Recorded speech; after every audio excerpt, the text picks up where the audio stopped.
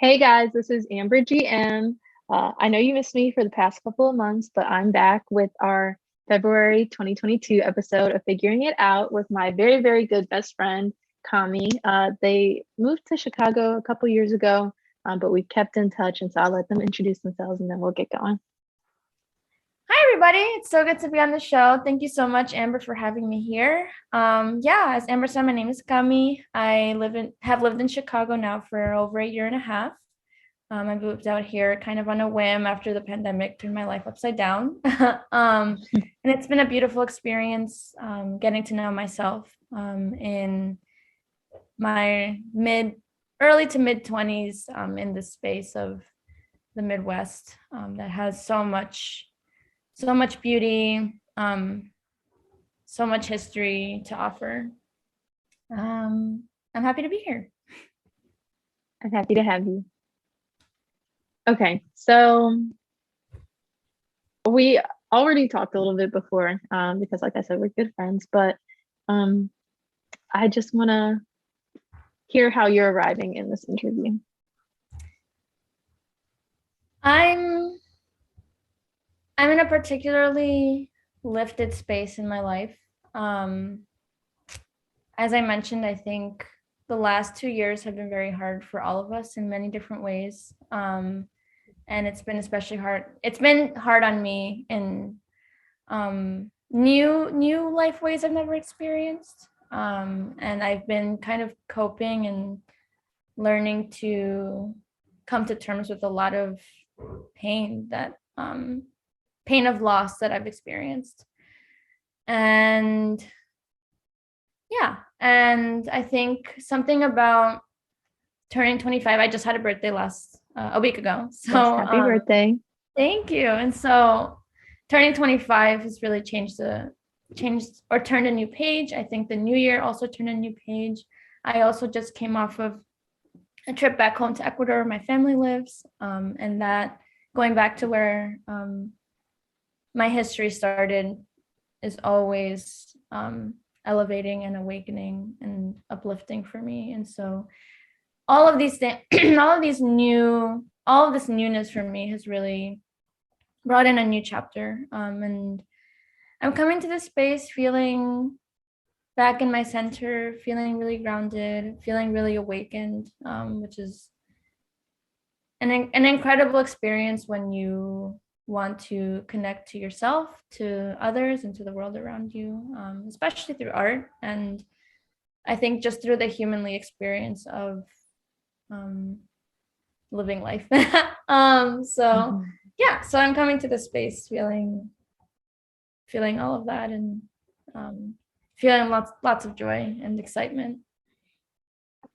Yes, I love that actually. Wow, I kind of had questions that popped up, but I don't know if it's the direction I want to go in. Well, because so I know that um you're from New York, you found a home in Columbus. Now you have a home in Chicago and you have so many homes, and I think no, I don't want to ask that question. It came up to maybe I want to ask you personally, but not Sure. here. Yeah. Okay. Um yeah. Mm, I'm happy to talk about it though. I'm happy to talk about making a home because I think that's really important too. well, it okay, so yeah, I guess also the art group that you were telling me about, like just a few minutes ago, that you made with your friends that you have in Chicago now, like when I'm thinking about homes, obviously homes are always so much about the people who are there too. Mm-hmm. Um, and particularly in a time when you said you're feeling much more lifted, um, and just I don't know if optimistic is the right word, but like you're feeling maybe more hopeful Absolutely. um, in Chicago and in this place, and having gone back to your first home and being in your new home with your lovely partner and all of your good friends. I guess I just want to hear more about that. It warms me to hear those things, and so I want to hear more about what you have to say. Yeah.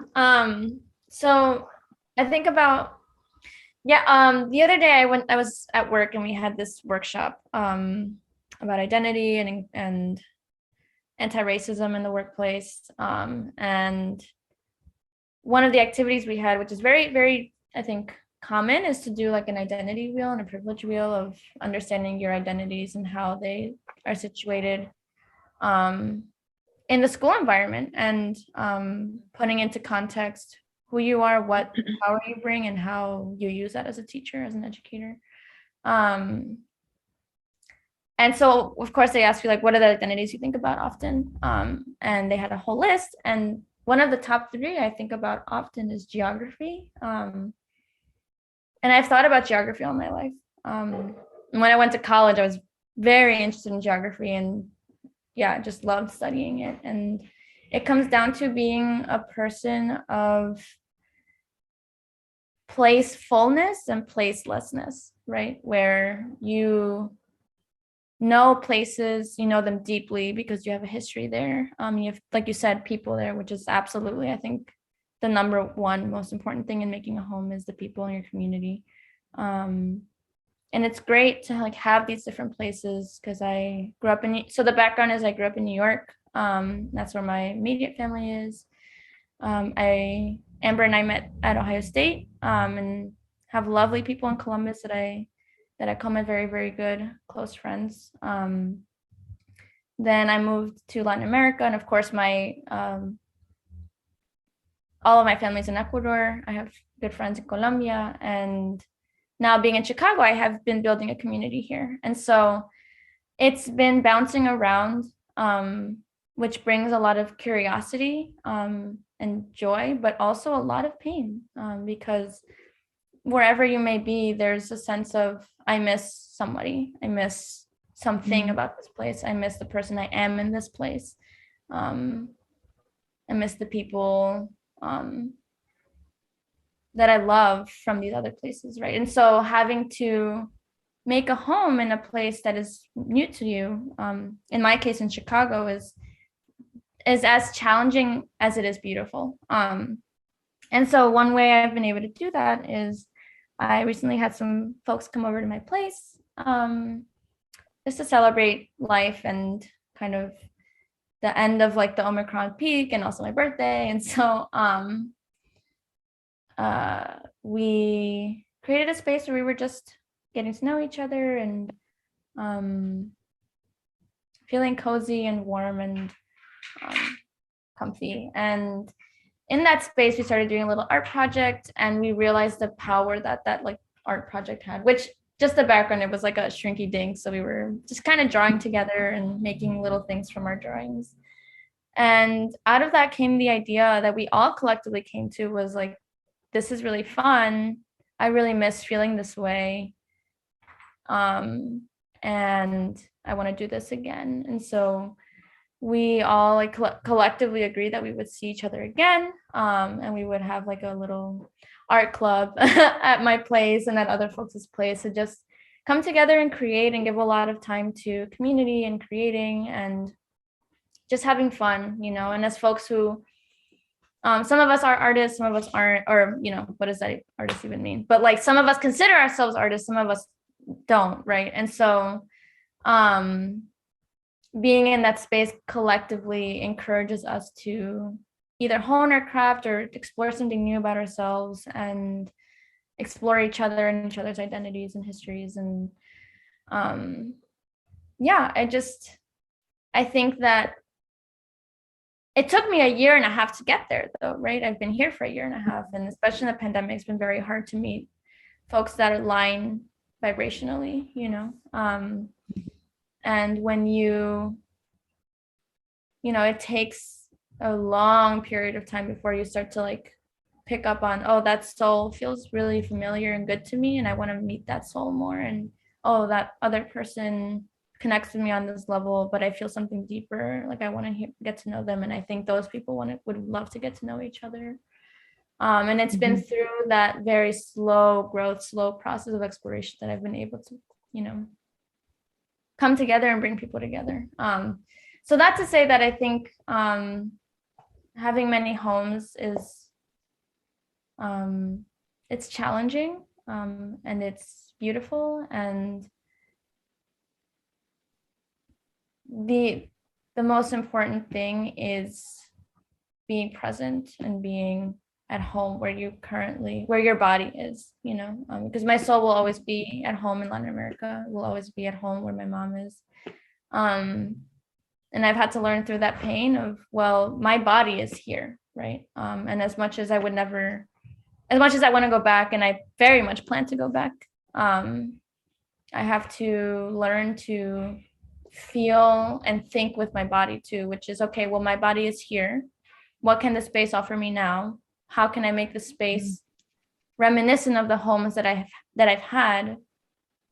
And how can I, build the love that I long for in other places in this space? Mm-hmm. Can you talk more about that? Because I feel like, so you've lived a lot of places, and I knew that, but like hearing you just talk about the sequence of you moving, because I do remember like you graduated from OSU, then you did your Fulbright, then you went back to New York, then you went to Chicago, and then you went to Michigan for a little bit too. And so like watching that from afar, like I'm someone who's only ever lived in Ohio. So I might have been other places, but never for a long time. And I've never had to build a home outside of the Midwest. So even though I'm in different parts of the Midwest, and like where I live in Columbus is nothing at all like where I lived in Cleveland, there's still some continuity there and some lots of mirrored things. But I am fascinated by the way that you're able to build community and find community and build homes in so many places. So can you talk more about that? And I know it looks different now than it did probably ever before, but yeah. Yeah, I think that, like I said, it's slow. It's very slow work, and I mean, even being between Columbus and Cleveland like that, I'm sure you know the feeling of spreading your heart in different places and feeling pulled to different places at once. And that has an impact on making art. It has an impact on absolutely on your mental health, and what I'm learning is to feel it all, feel the pain, feel the hardship, feel the nostalgia and the longing, and let that happen as you're rooting and grounding your body in the place that you are. So I think I've many times have kept the very like the pain of being far has kept me from being alive, because in a way that's experiencing a loss. It's experiencing a loss of kinship. It's experiencing the reduction of a person's soul in your life to a screen. And even though it's incredible to still have so much touch in a way that we humans haven't experienced in centuries past, it's still, I can only say that my soul hasn't felt nourished by that, in many ways. And so where was I going with that? It's feeling that, it's continuing to cultivate that closeness and that kinship with the folks that you love and that love you. And also saying, as I'm doing that, I'm walking the streets. As I'm doing that, I'm getting out there and I'm seeing something new of this place and learning what the place has here. And I was just watching something about, making friends as an adult is very difficult. And I've experienced like since OSU and since Fulbright, it's been hard to connect to folks that aren't in my immediate structured environment, right? That I don't immediately have like something in common with, like we go to the same school or we're in the same program.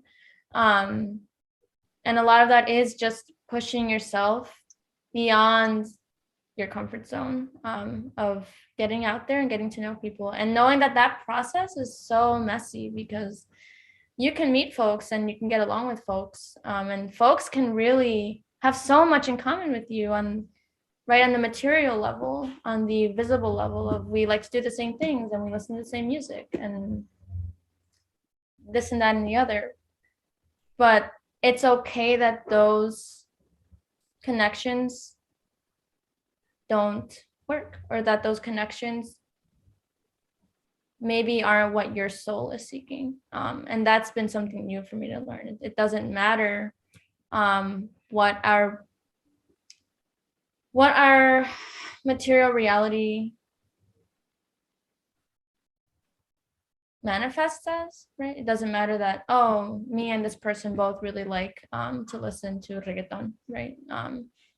Are me and this person seeing the world in the same way? Are me and this person challenging ourselves in the same way? Are me and this person thinking through our traumas and coming to the space, forgiving ourselves and forgiving the pain and working through it in similar ways, you know? And when that deeper level isn't there, I've learned that what I can see is there isn't actually what I deeply am looking at or looking for, seeking. That has meant like, okay, I'm gonna come to meeting people in curious ways, not making assumptions, not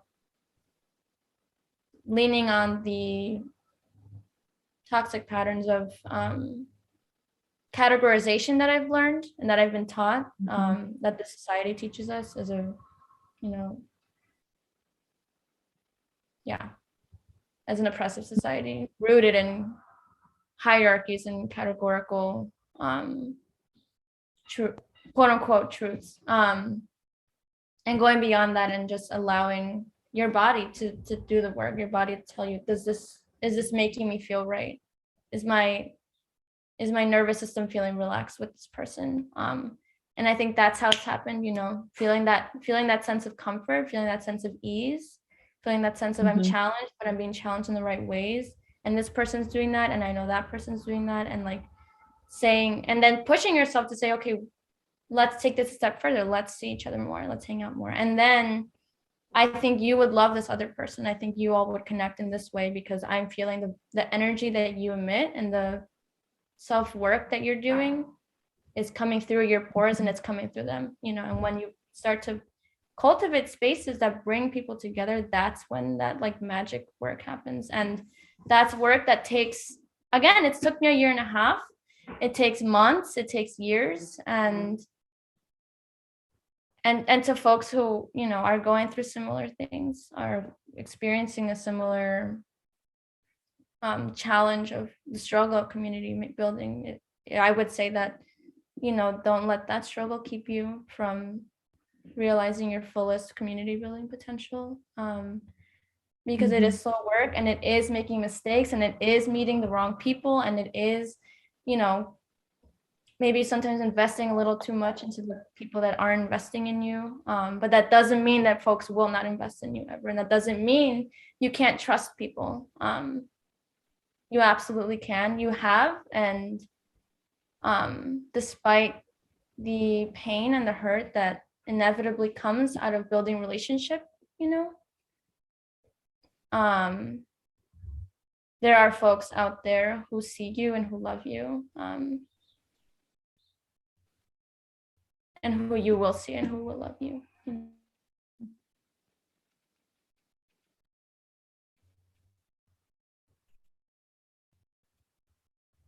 Hello. Can you hear me? Yes, I'm sorry. My Wi-Fi, they've been working on it for like 4 days, and it's very annoying. But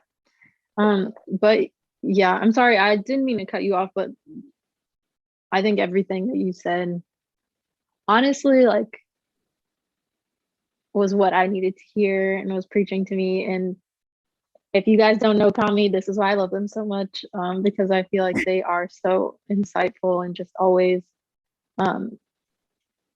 do truly shed such a beautiful truth to the reality that I see. And the thing that you said about making friends as an adult, Like that's a question that I think I brought up with lots of people. I'm sure I probably have brought it up with you too, because at this time, like all of my friends from college have pretty much moved away from Columbus. And so that's a question that I think lots of us are wrestling with in different ways. And the one thing you always hear is like, oh, to build community, you have to go to things that you like. So like go to that yoga class or go to that dance class. But I think you really hit the nail on the head when you were like, you have to be proactive in more than just material ways. Like it can't just be bonding with someone over, I mean, it can just be bonding with someone over music or over activities. But if you want a community that is stable and that will nourish you and that will transcend the lengths of time and barriers, whatever barriers may come, then it has to be something deeper. And I think that going even further and being more intentional and saying like, I feel this vibration, I feel this energy, I feel this pull towards you.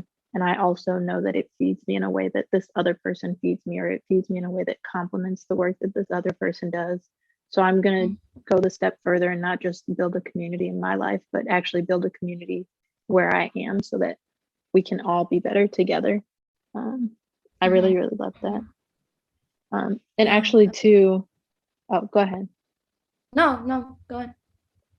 Well, and I didn't want to stop you earlier, but at the beginning, you were saying how in building new homes, you have to feel all the loss and you have to feel all the longing and you have to let that ground you. And I think that again is something that you have to be so intentional about, because it's so easy to get lost in nostalgia and in memory and in longing, but to say like, I want this thing, so I'm going to actively try and, even if I can't replicate it here, I'm going to bring it with me as I walk these streets. I'm going to put pieces of that into the activities that I do. Like, I mean, yeah, just being intentional. Like, there's nothing better or more challenging, but also more rewarding than like being thoughtful about the ways that you engage with the world. Yeah. Yeah. Yeah, and I always think about this. I once heard that nostalgia is violent. Excuse me, is violence. Just like, whoa, nostalgia is something that I've always, since my Tumblr days, I've always like romanticized. You know what I mean? Like, I think my like the Tumblr URL at one point was like nostalgia something or other .tumblr.com. Yeah, and when I heard that, I was very taken aback, which is true. I mean, if you think about it, you know, there's always that sense of like, oh, back in the day, things weren't like this. And, you know, but when we societally, if we're saying, you know, back then things were better, it's like, better for whom? Better for you? What position of privilege are you speaking from? Because back in the day, things were a lot worse for a lot of people, especially folks of color, especially Indigenous folks, and continue to be hard for folks of color, Indigenous folks, and marginalized people. And so in that sense, when we say nostalgia is something that we're always longing for what used to be, it's violent. It's wrong to do that in many ways. And so I'm like, okay, well, that's true. And then how is that true then in my personal life? And not saying that the personal is not political, it absolutely is. But then how does that also apply to what I'm experiencing in my everyday? Which is, my brain has this very large tendency of saying, well, what I experienced back then was roses and flowers and everything was amazing and nothing was hard. And then I really have to sit and interrogate that feeling and say, well, is that true though? Like, was it really that incredible? Because if you sit and think about how you were feeling, you know, back then, like it wasn't easy, and it was really hard, and there was a lot of pain you were feeling, and it's so easy for me to just look back and say with rose-colored glasses everything was perfect and I want to replicate that exact space in my life. Mhm. And I don't know what kind of survival mechanism that is in the brain, because I've heard many people resonate with that feeling. Mhm. But Well, I think that's part my, of it is, oh, go ahead. no, go ahead, go ahead. Well, I was going I to was say, I just think gonna part of it stop is, it. oh, Oh, go ahead. okay, just quickly, I was going to say, I think part of it is familiarity. Like, even if there were challenging times, like being presented with new challenges always makes it feel like, okay, well, this is better because I know this. And not only do I know this, but I know how it ends or how it progresses. Like I got through it, so it must not have been that bad. But this unknown, this is what's hard for me. And like, at least for me, I know that I hate uncertainty. Like, even when I was younger, I would go and find my Christmas presents just so I wouldn't be surprised on Christmas, not to open them, just so I would know. Right. And so I think Mhm. that's a very human tendency. Yeah, Mhm. absolutely. I think uncertainty has everything to do with it. Because you can't be more certain about something that already happened, you know. And I Mhm. definitely struggle with anxiety, and my anxiety loves to like make sense of all the uncertainty that I feel, and make up stories and make up connections so that I can have a clear, like, okay, I have this situation under control. Mhm. And when I can't do that, then my body goes back to, oh, well, you don't know what's going to happen. What you're dealing with is hard and you don't know how that's going to turn out. So let's just like reminisce on the things that were easier because they're things that you know. Mhm. Mhm. Absolutely. Well, and the other thing I was going to say about nostalgia too, because yeah, I think when we're nostalgic for time periods, sometimes it, well, a lot of times it doesn't reflect the reality of what was going on. Like you pick and choose the pieces, like we do with anything. Um, but I think especially on a personal level, um, nostalgia also neglects all the growth that you have done and that you're capable of doing. And I think a lot of times too, like actually, I was thinking about this the other day, um, about how we define innocence and purity, and being childlike. And I wish I could remember the exact thought I had because it felt very profound. Um, You said but it impurity? was, no, no, purity and innocence. Um, Mhm. because as you know, the last time we journaled together, um, I was like dealing with my own stuff, my breakup stuff. And I was thinking about my big feelings and all of that. Um, and this thought occurred to me the other day, and I wish I could remember it exactly, but it was something along the lines of, um,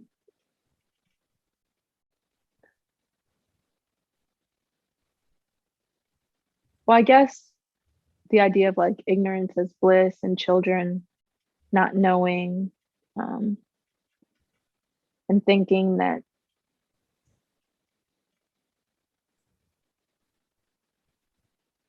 give me a minute. Take your time.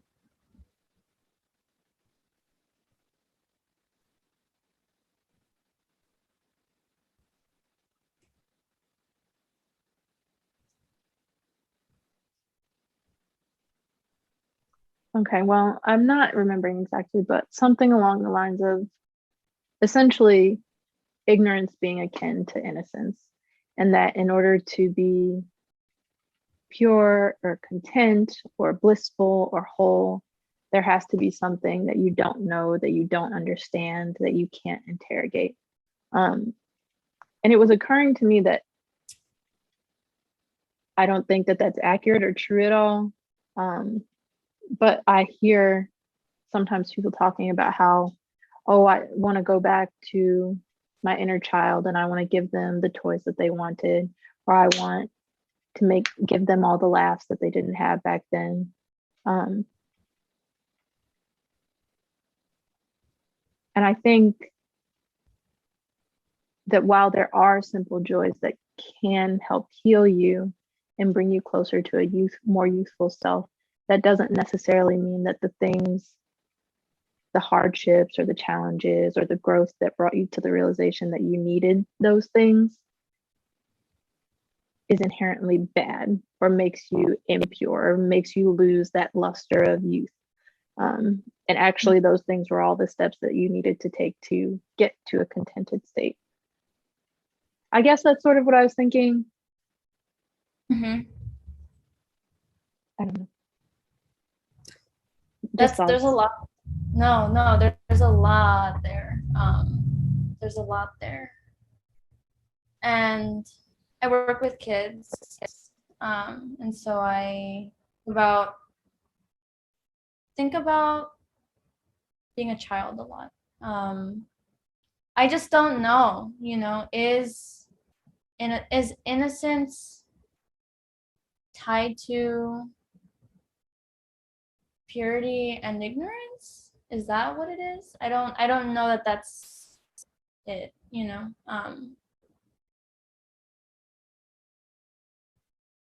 because I think about like innocence as being curiosity, like Mm-hmm. A fearlessness. and innocence. A what? Fearlessness. Fearlessness, yeah. And I think about the characteristic that children, like, I don't want to call it innocence. Like the character that children have is creativity, curiosity, and playfulness, which all those things feed into each other. And so that feeling of that childlike feeling, I would put all of those things into what it means to be a child or to be childlike. I don't think hinges on being innocent or hinges on being ignorant as much as it hinges on you coming to life with a blank slate of, I want to know the world. I want to understand the world. I haven't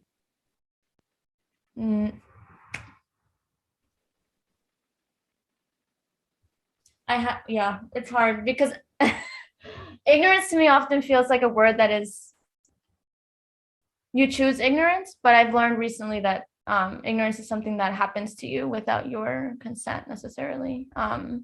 So in that way, yes, true. But I think that it's more than just like your personal ignorance so much as it is the ignorance that's pushed onto you, and then the lack of ignorance that is then pushed onto you. So I guess what I think about is like the common example of, children are so creative and are just beings that are so inspiring to us as adults. What happens from us being children to getting to adulthood? Like what changed, and that we are not, or at least I am not as curious. I am not as playful. I am not as creative as I was as a child. And when I work with my children, I'm like, my children always want to do arts and crafts with me. My children always have really deep questions about the world that I can't answer. I remember one time the kid I used to teach asked me, if God made the world, then who made God? It's like, whoa, and like genuinely asked me in class. And I was like, that's a question I can't answer, because I think about that all the time too. Who made God? How did God come to be? And those questions that to us now are like things that we just brush off. To a child is very important. It's very real. It's very critical. And so I think that experience of life that maybe sours us a little bit, or not even sour, but when we're in school, we're taught to think away. We're not taught to think. We're taught to think a certain way. And when children are able to just use their brains and their bodies to just experience and think and not be limited by what adults are telling them to be limited by, that's what I think childlike being a child is, and being maybe innocent is. I don't know if that resonates with what you were saying. No, it does, and I completely agree, actually. I do think that, well, okay, so I agree with what you said about ignorance. With innocence, I think when I said it, I didn't mean it at all with a negative connotation, or even as like a sort of bland vanilla ideal of what people are without any depth or any cares. But when I think of innocence, I do think of like what it means to be playful, what it means to be not so tied down, I think, by your worries. So not that you don't have them, but that they don't overwhelm you, in the sense that they become all that you are. Yeah, and I think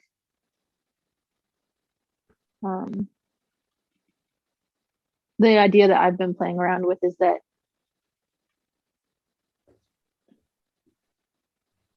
I don't think that's something that people have to necessarily get back to, but instead you have to keep rebirthing yourself into. And so that like all of the growth that you do, whether it's linear or not, all of the changes that you make, whenever you feel that sense of spiritual purity again, where you feel that sense of lightness, where you feel that sense of creativity or hopefulness, it's not that you're getting back to something, but it's that you're constantly coming into that being again. And like all of those steps are necessary. So it's not a bad thing that you felt hopelessness or that you felt full of worry or that you felt anxious, because not saying that people should have to suffer. I don't think that that's true. But absolutely, if that was the path that you took, that brought you back to this sense where you feel that wholeness again,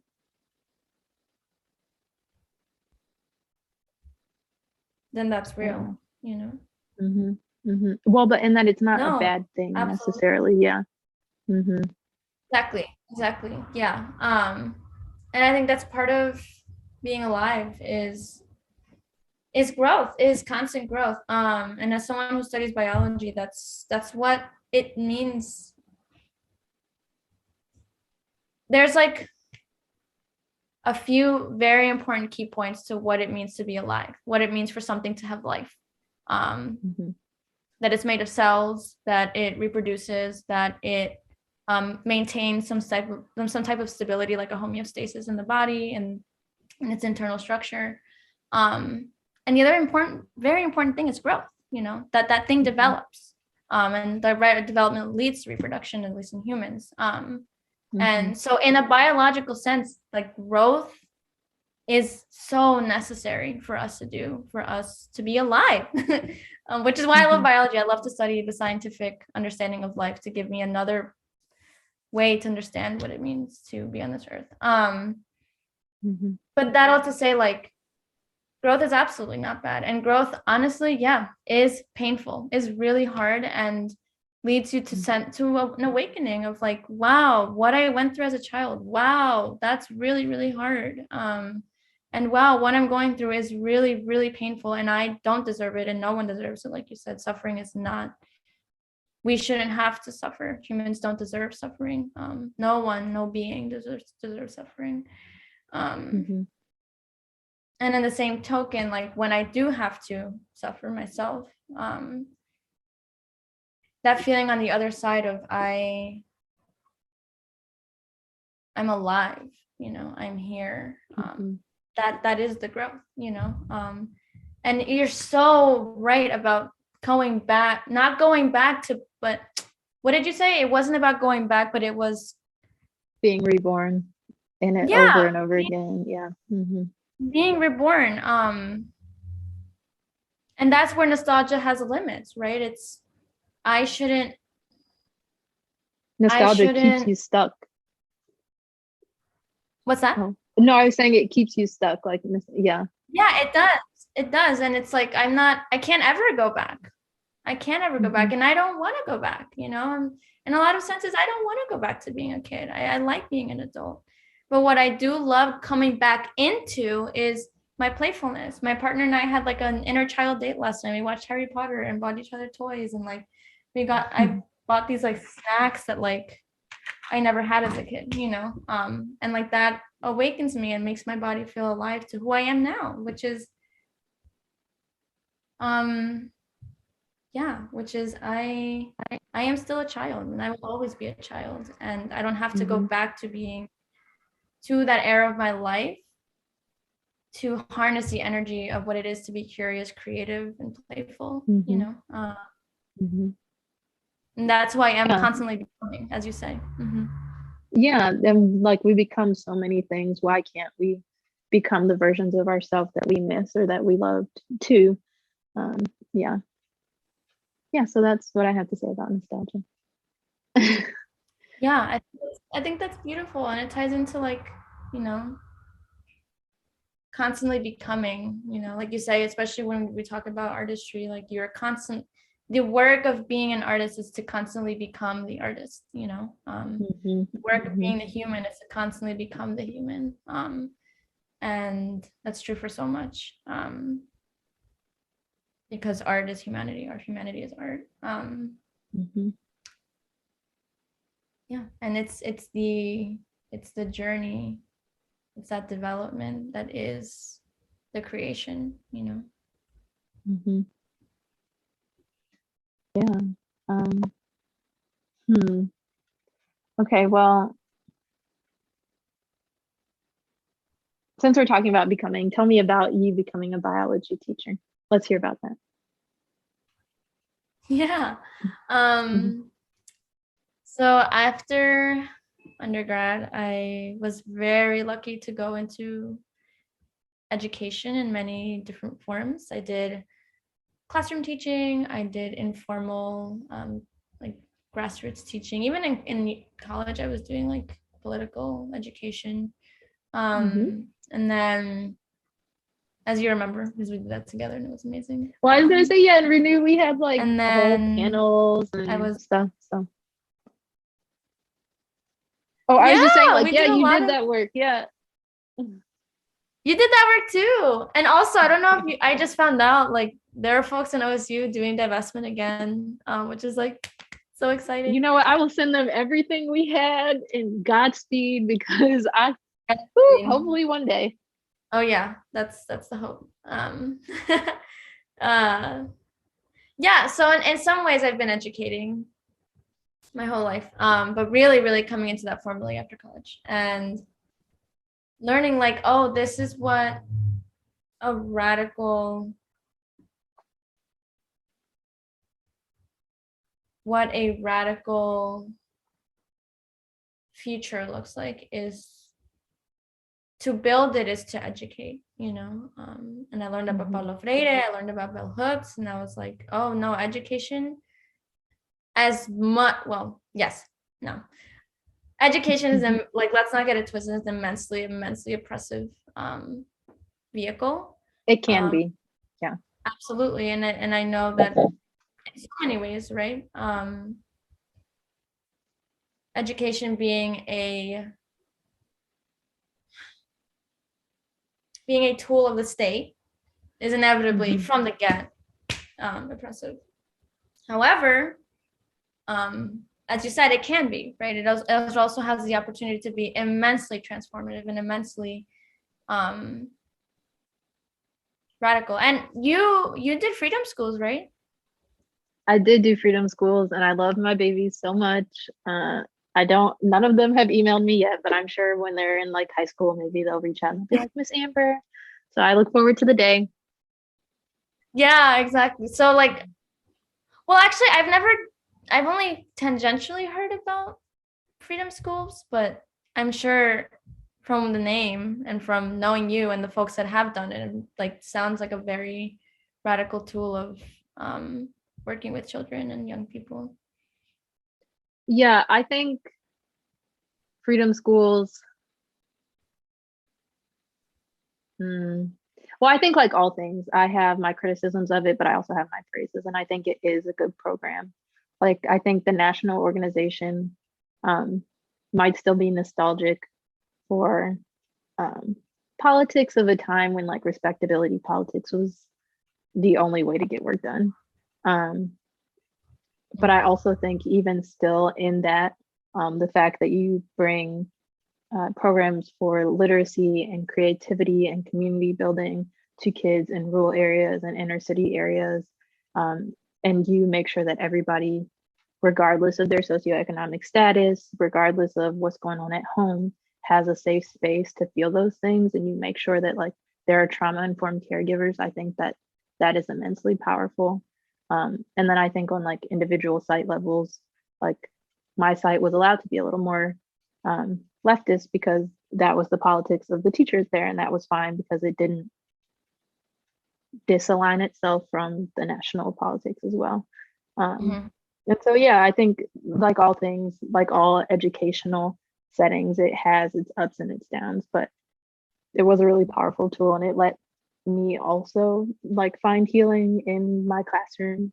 And hopefully, well, not hopefully, I know like from the things that the parents told me, like also bring that to my kids. And that was very Absolutely. rewarding and uplifting. Yeah. That's beautiful. And that's exactly what it is, right? Education isn't the like passing of knowledge from one to another. It's the sharing of knowledge between people Hmm. of different ages and experiences. Hmm.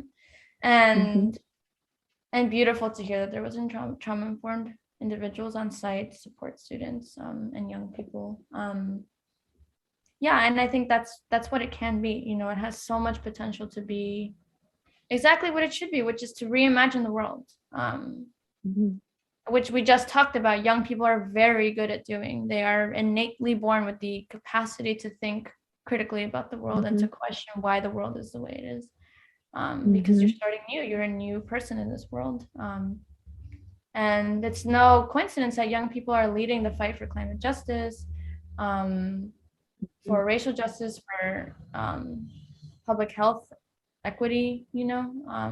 Hmm. I told you recently, I think I told you recently that my students, yeah, recently like walked out of their The protests classrooms in in the school. protest of, Yeah. Hmm. um, right, in protest of having to learn in a place where they're being um, exposed constantly to a virus that we still have not tackled fully, right? Hmm. That ought to say that education has been the tool or my pathway towards um, building liberation with folks, you know. And so I've learned a lot. And so this past year has been, or the past few months have been dedicated to working towards, you know, a teacher preparation program where I will, and like a justice centered prep program where, you know, they focus on building teachers that are critical, that are self reflective, that are, um,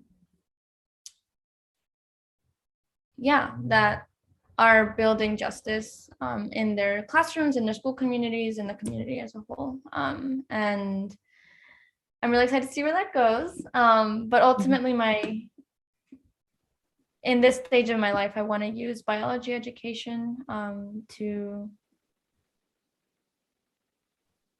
to support students in protecting the planet.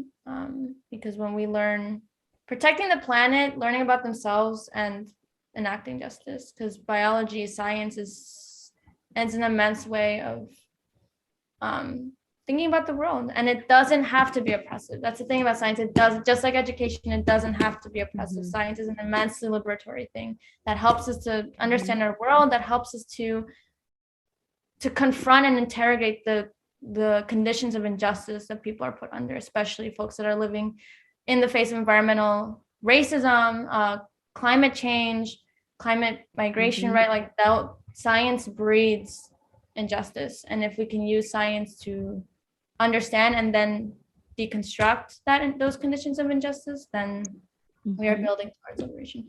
That ought to say, that's what I want to do in the classroom is um, use science in the light of and what it, you know, it bringing it to the potential that it can be, which is for justice, for liberation, and for um, community. Well, okay, I have two things to say. One, I know that that's not what you will hope to do in the classroom, but that is what you will do in the classroom because I know you well enough and I know how strong and how insightful and how powerful and honestly how like persuasive you are, but always like in the best ways. Um, and it is always beautiful to see you do the work that you do, um, and to grow because I see you grow. But the other thing I was going to say was because you mentioned how um, science can have liberatory power, but also can be used in the wrong ways. This is just like a random aside, but you know those signs that people post in their lawns where it's like, in this house, we believe in science, like all people are equal, love is love, or like, you know, the signs I'm talking about. Um, I live in Victorian Village, so Yeah. of course there are a ton of those. Yeah. And one of them, or well, not one of them, but one day when I was walking past them, I was like looking at it and I was like, oh, that's so weird how this is like a liberal sign of like radical love and acceptance, but like in this house we believe science is real 200 years ago would have meant that you were like convinced that I was a lesser being than you. And like just thinking about the ways that like numbers can lie to you, and truly Yes. everything is based on your perception of the reality, but not anything that is fixed and empirical. Yes. Yeah, and it's just like a thing that popped into my head that I wanted to share. Yeah, and I think, and that's what science teachers need to be talking about, right? Like, what is a scientific method? Well, the scientific method not too long ago was backing up racism and eugenics, like that, and it still does, and people still do it. It still does, yeah. Like it's and technology still absolutely plays a role in that. Engineering, geography, even, like, absolutely, yeah, and we need to talk about that, especially when we're educating our children of color. Like, science has wronged you, has wronged folks for you, and we need to be honest about it. And I, as a science teacher, you'll never hear me saying science is objective truth. You'll never hear me say it, because it's not. Science is a way to understand the world. Science, right? Because that's what science is. It's a product of our own, of a humanly creation, and a creation of like, erudite white men. Like, that's and that's the way we still measure things, right? Through this method that has been long peer reviewed since the like 1800s and such.